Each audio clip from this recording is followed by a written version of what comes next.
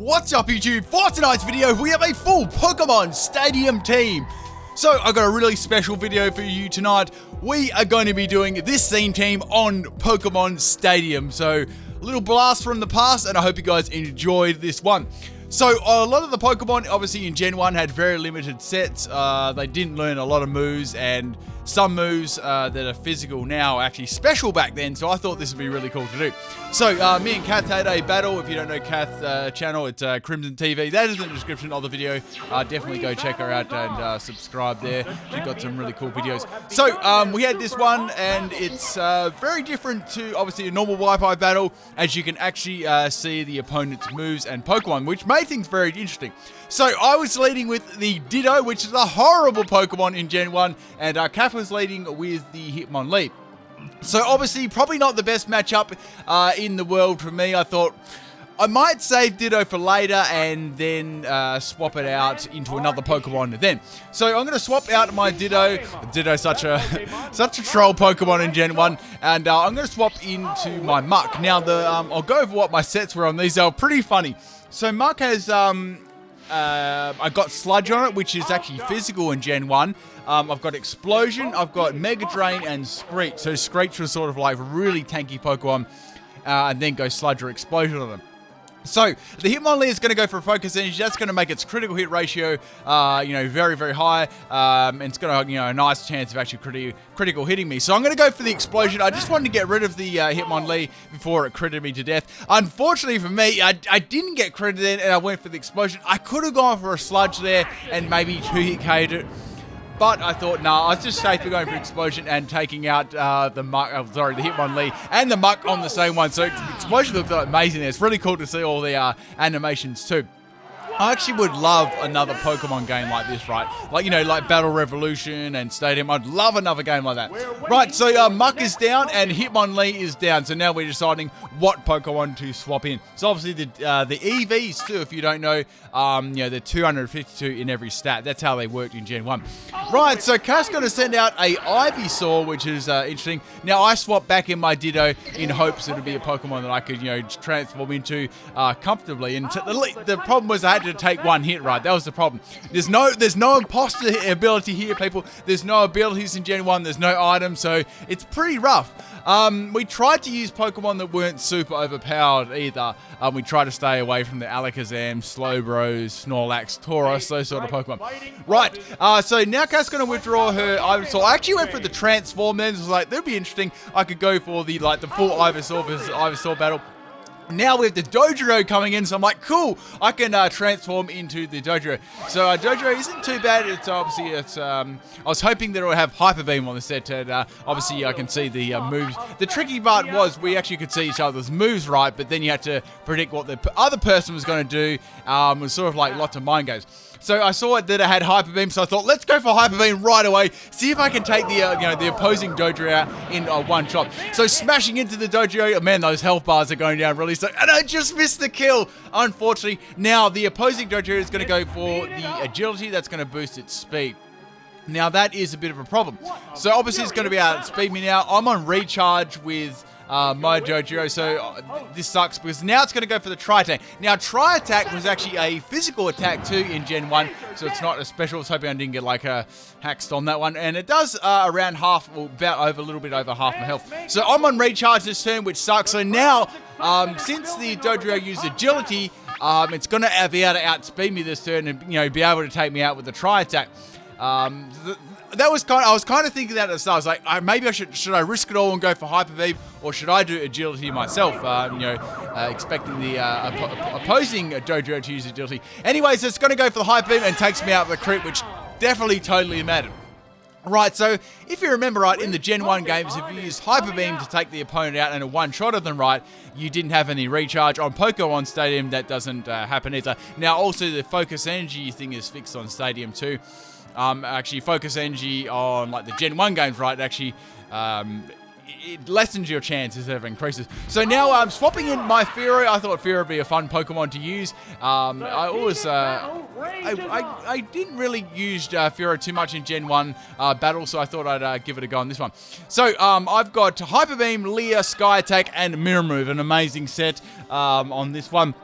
So, the problem was, usually most of the time, like, Hyper Beam was so good on a lot of physical attack, it's just, like, such a strong move. And the move pools were, like, if you go through the Gen 1 move pools, like, maybe have a look after this, like, they were very, very limited.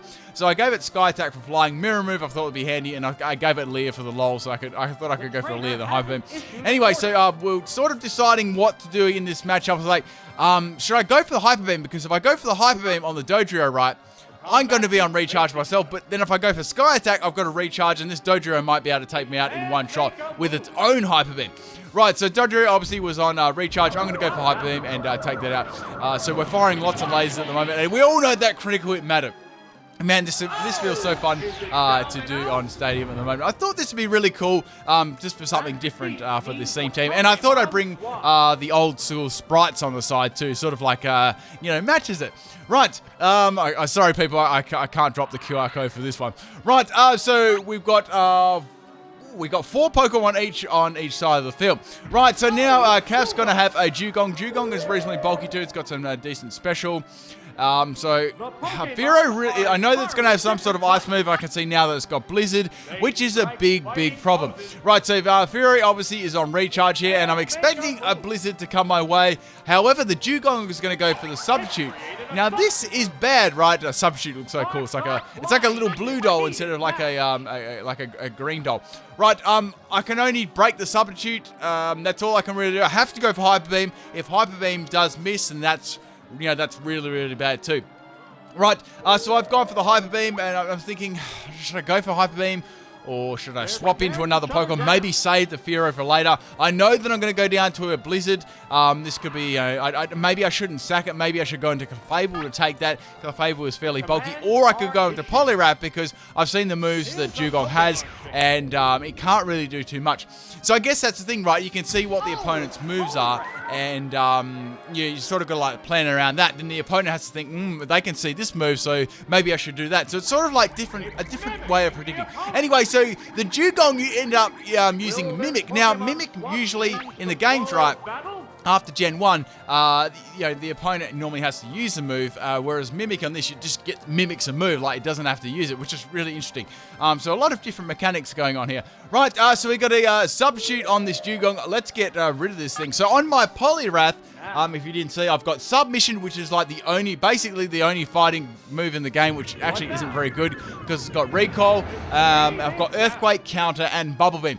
So unfortunately for the Dugong, it learns Bubble Beam from the Mimic. However, that's dropped my speed by one stage, so that's pretty good. So going for the Submission, now that was a critical hit too. Now on, obviously, when the opponent has a Substitute up, critical hit actually, critical hit, the Submission Recall, it doesn't do anything. So the mechanics of Gen 1 and obviously Pokemon Stadium 2 are very interesting. So the Dugong is going to go for another Substitute. I went for Submission, so I guess that's fine. Maybe Cass thought I was going to go for a different move. I thought, nah, I'm going to keep going for the Submission. I did think about going for Earthquake, but I just locked myself into that one.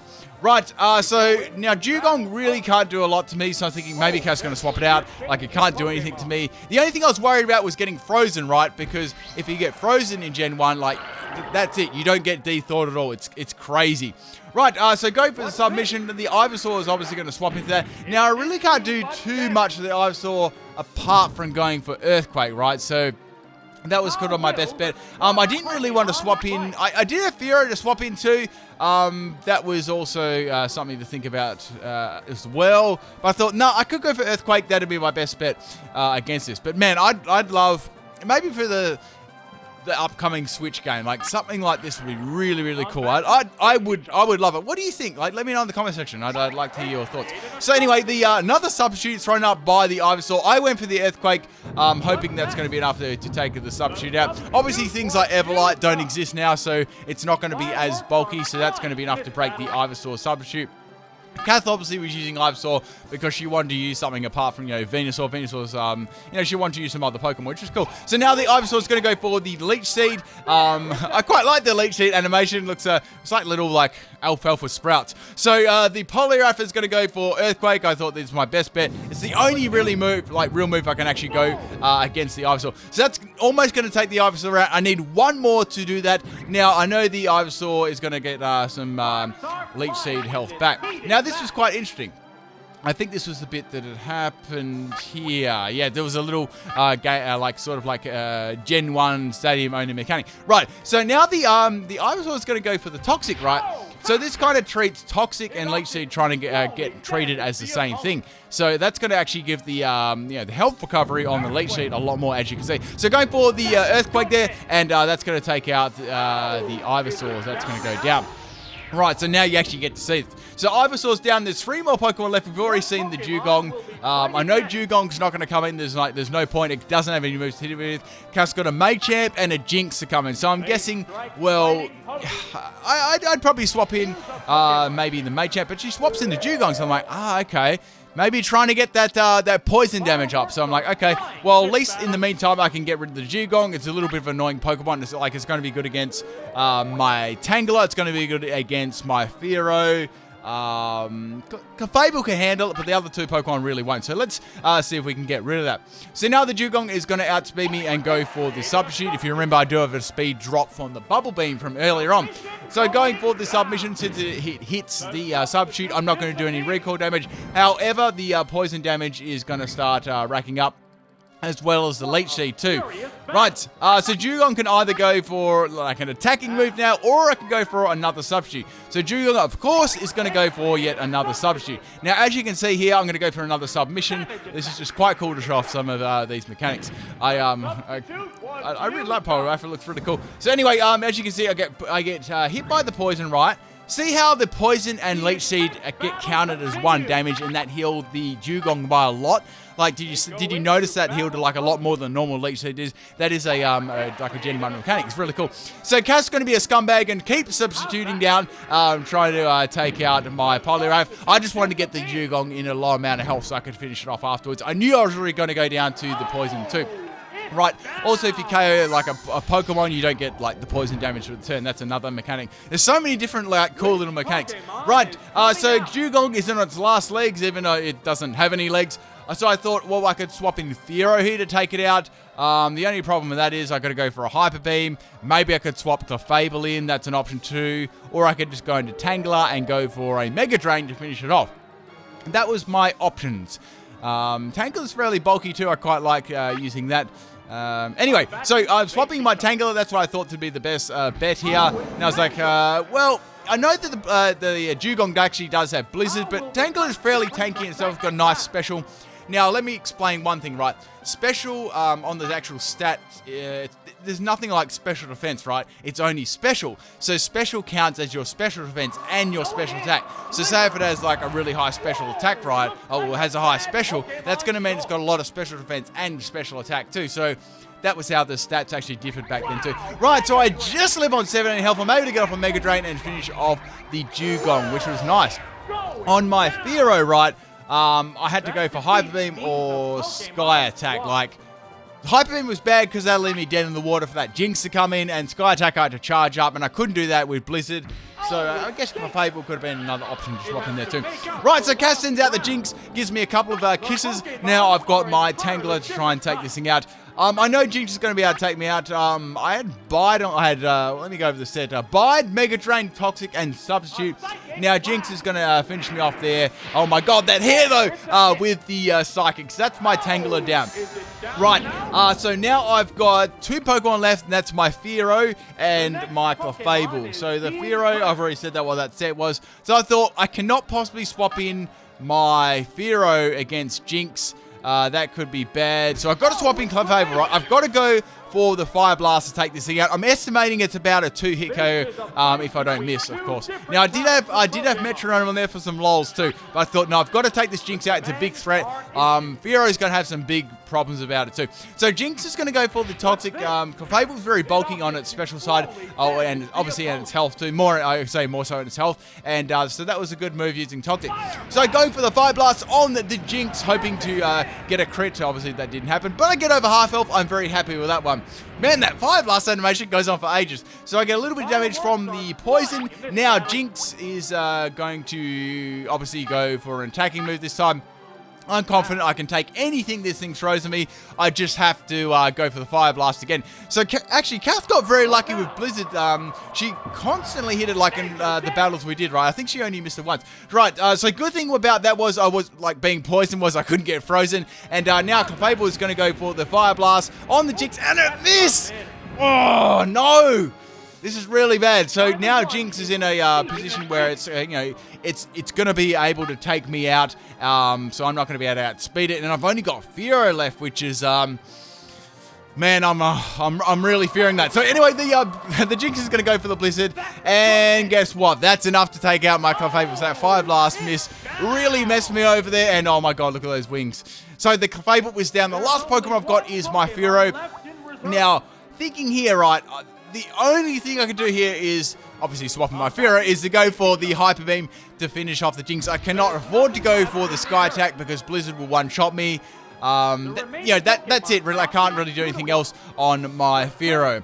Right, so thinking about this one, lots I was like, well, there's one more Pokemon left, right, and which is the Machamp, so I've got Sky Attack for that, but the problem is I've got to get past this Jinx. So go for the Hyper Beam. Thank goodness I outspeed it, and the Hyper Beam does land, and there's no way Jinx is going to be able to live that one, and Jinx is down, so that's good. So this battle is going down to the wire too, people. So, oh, look at Jinx's hair again, man. I love that. I love that fainting animation. Speaking of which, I was looking through some suggestions on the theme tent, right? Someone come up with a really good one, like best fainting animation seems like when like Pokemon faint. So if you know any good ones, leave them in the comment section. Right, so we have the Machamp and the Furo lead. Right, so Machamp isn't overly good Pokemon either in Gen 1. Like obviously it's got the submission. So I've got to recharge. Now the Machamp is going to go for the Focus Energy. It's going to get pumped, trying to get those critical hits. So my only chance here was to go for the Sky Attack and to take this out in one foul swoop. The Machamp didn't have the greatest attacks in the world either. It had Karate Chop. Now Karate Chop wasn't even like a fighting type move either. So now my Furo is glowing. Obviously I need I need that Power Herb right now. So Machamp's gonna go for the Karate Chop, and man does it do some amazing damage to me. So it's about a 3-hit KO. Right, so Kath's got Fire Blast, Karate Chop, Earthquake, and Focus Energy. It can't use Earthquake. Focus Energy has already been used, Karate Chop, and Fire Blast. So Fire Blast there, which I guess to hit some other things. Obviously that Baron move fall too. So I'm going to go for the Sky Attack. I'll look like a Moltres, and I get a critical hit. Has a chance to get a critical hit, and that takes Kath out right at the end. Man, what a game. I hope you guys enjoyed this battle. It was great to do this on Pokemon Stadium, but the treats do not end there, people. We have another bonus battle at the end with 2 fresh teams. Do not go away. You got to watch this battle. I don't get salty or anything.